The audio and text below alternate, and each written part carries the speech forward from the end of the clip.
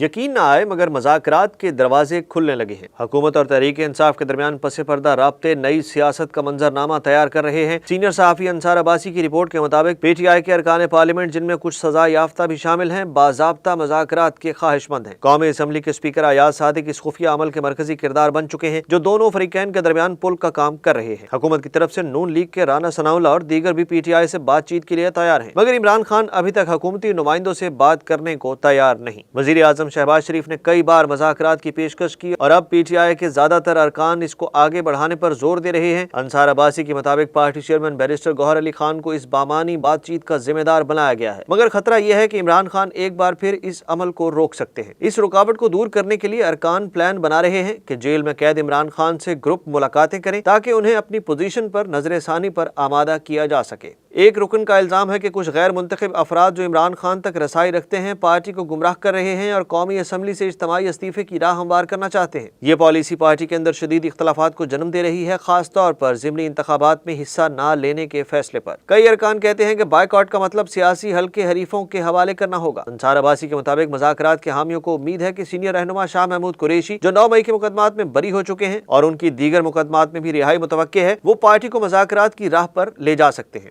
ये सब कुछ स्पीकर अयाज सादिक की ताज़ा पेशकश के बाद सामने आया है, जो कई दिनों के खामोश राब्तों का नतीजा है। PTI रहनुमाओं की कसीर तादाद समझती है कि एहतजाज की सियासत ने मसले मजीद गंभीर कर दिए हैं और अब वक्त आ गया है कि वो मज़ाकरात को मौका दें, वरना सियासी मैदान में तूफान टूट पड़ेगा।